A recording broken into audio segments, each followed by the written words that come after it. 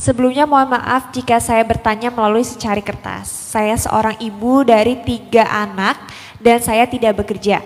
Saya diuji oleh Allah dalam rumah tangga saya yaitu karena suami saya. Singkatnya suami saya dulu pernah berselingkuh 2 kali, tapi saya maafkan karena dia juga tidak ingin pisah. Lalu suami saya juga dulu suka main judi online. Sampai-sampai dia melakukan kesalahan di tempat kerjanya dan dikeluarkan.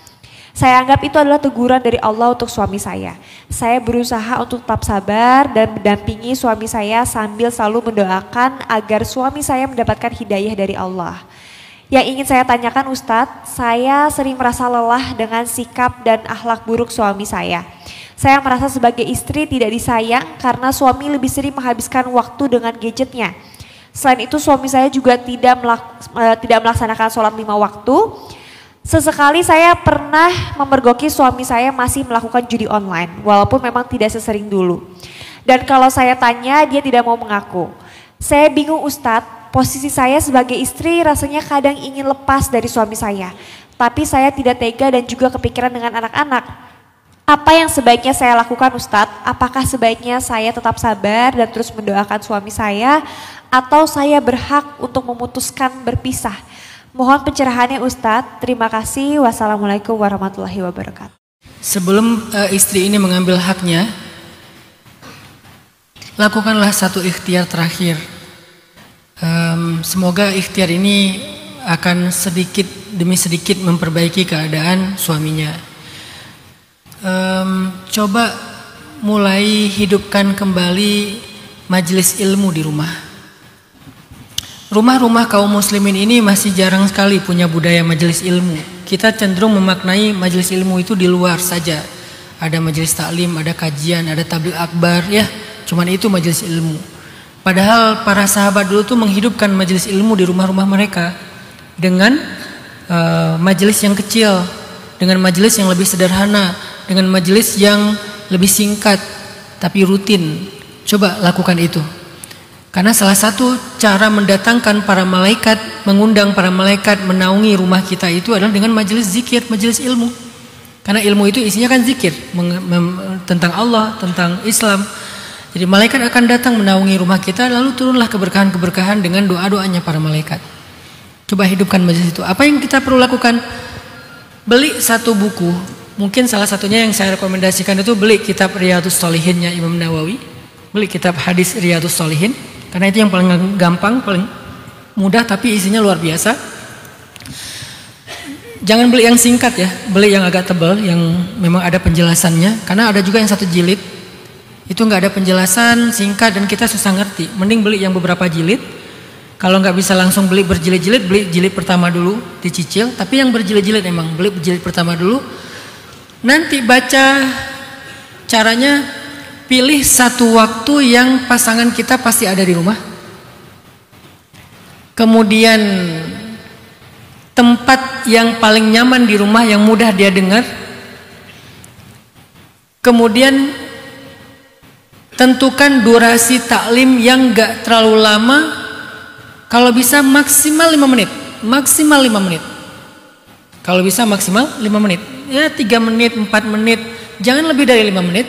Karena ini akan dilakukan setiap hari, kecuali ada hal-hal yang uzur, darurat, lagi keluar. Kalau masih di rumah, ya lakukan saja secara rutin 5 menit aja sehari. Misalnya malam habis isya, suami udah pulang, anak-anak udah makan, ya udah sambil istirahat 5 menit aja biar nggak mengganggu suami juga, nggak mengganggu pasangan, nggak mengganggu anak. Kalau 1 jam kan kapok ya. Besok dia trauma nggak pulang lagi. Kenapa kamu nggak pulang? Ada taklim. 5 menit aja maksimal. Baca satu hadis penjelasannya sedikit selesai. Dan jangan paksa suami untuk duduk, baca aja sendiri. Paling kalau ada anak, ajak anak baca dengan anak. Karena laki-laki itu egonya agak lumayan sih. Egonya agak lumayan. Dia kalau disuruh susah, biarkan dia datang sendiri. Makanya caranya kondisikan, bukan suruh tapi kondisikan. Dikondisikan baca satu hadis 1 hari dengan sedikit penjelasan. Saya udah terapin itu dan gak lama, cuma 5 menit kok. Itu akan langsung merubah suasana rumah kita yang tadinya kayak kuburan, nggak ada zikrullah di dalamnya, menjadi hangat seperti masjid. Walaupun cuma 5 menit. Kalau nggak mau langsung setiap hari, ya 2 hari sekali. Atau 3 hari sekali dulu. Nanti kalau udah nyaman, tambah jadi 2 hari sekali. Lama-lama 1 hari sekali. Insya Allah suami itu secara diam-diam, walaupun dia nggak ngelihat ke arah istrinya, dia tuh sebetulnya mendengar. Dan kita nggak pernah tahu hidayah itu masuk dari sebelah mana, dari hadis yang mana gitu kan. Kondisikan. Coba bertahan dengan itu sekitar 40 hari. Kalau bisa setiap hari berarti 40 hari. Kalau 2 hari sekali berarti tambah kali 2. Kalau 3 hari sekali ya kali 3. Pokoknya selama 40 kali pertemuan. Coba rasakan perubahannya nanti. Semoga setelah 40 kali pertemuan ada yang berubah dalam suasana rumah itu. Dan itu awal dari sebuah perbaikan. Hidupkan taklim, hidupkan majelis, hidupkan nama Allah di dalam ucapan kita di rumah. 5 menit maksimal sekali majelis. Semoga itu nanti bisa memperbaiki keadaan. Yang kedua, kalau ternyata keadaannya makin parah, nggak ada tanda-tanda perbaikan, rasanya perlu melibatkan pihak luar, jangan kita yang menyelesaikannya sendiri. Harus melibatkan keluarga besar, tapi yang adil dan bijak. Karena kalau keluarganya justru jadi provokator, nggak bagus juga. Cari keluarga yang adil, keluarga yang bijak, yang bisa menengahi, yang bisa menasehati. Mungkin ini sudah dilakukan. Cari teman yang bisa nasihatin dan ngingetin dia. Walaupun sekarang orang kadang-kadang gak punya teman yang baik kayak gitu. Temannya tuh cuma teman dunia, teman kerja, teman karir, teman main. Jarang ada teman akhirat. Padahal teman akhirat itu penting juga untuk menasihati kita. Kalau itu juga gak berubah, dengan ikhtiar-ikhtiar ini itu gak berubah, maka istikharah.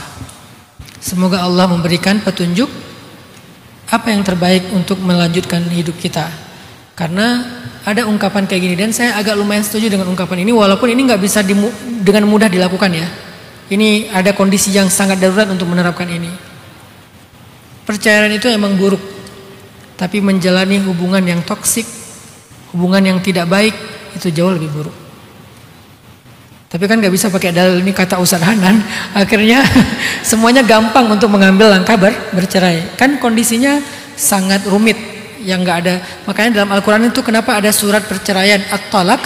Karena emang ada perkara rumah tangga yang memang solusinya ya bercerai. Walaupun bercerai itu yang paling Allah nggak suka, tapi kadang solusinya emang bercerai. Bahkan sahabat, ada 2 orang sahabat yang soleh-soleha, usia pernikahan mereka cuma 1 tahun cerai. Siapa mereka? 2 Z, Zaid dan Zainab.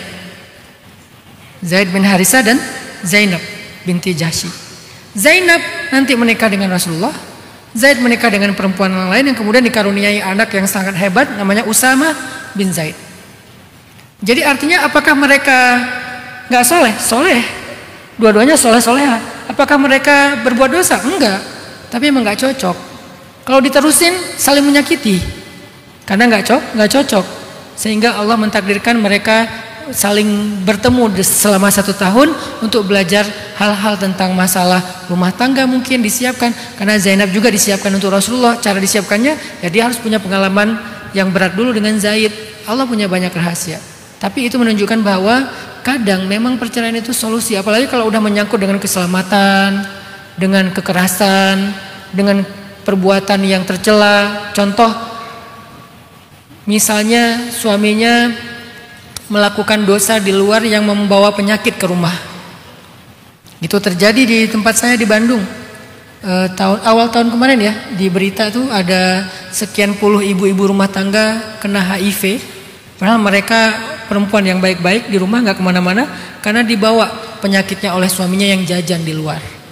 Ini kalau nggak cerai apa solusinya? Daripada menulari penyakit kepada istri dan anak-anaknya kan? Kalau udah kena suaminya positif gara-gara dia melakukan dosa di luar itu, ya gimana lagi coba?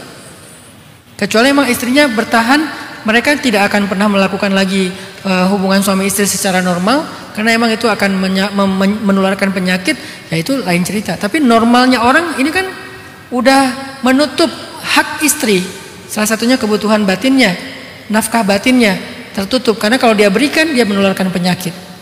Begitu juga nanti keturunan, jadi nurunin penyakit. Gimana coba kalau udah kayak gitu? Ada alasan-alasan yang sangat darurat sehingga terkadang perceraian itu menjadi solusi. Tapi sebelum sampai ke situ ada banyak hal yang harus ditempuh. Makanya saya di awal tadi menjawab, coba lakukan beberapa ikhtiar terakhir. Hidupkan majelis ilmu, libatkan orang-orang yang bisa kita harapkan untuk menasihati, memperbaiki keadaan. Nanti ya kalau nggak bisa juga istikharah, semoga Allah kasih kita petunjuk lewat hati kita.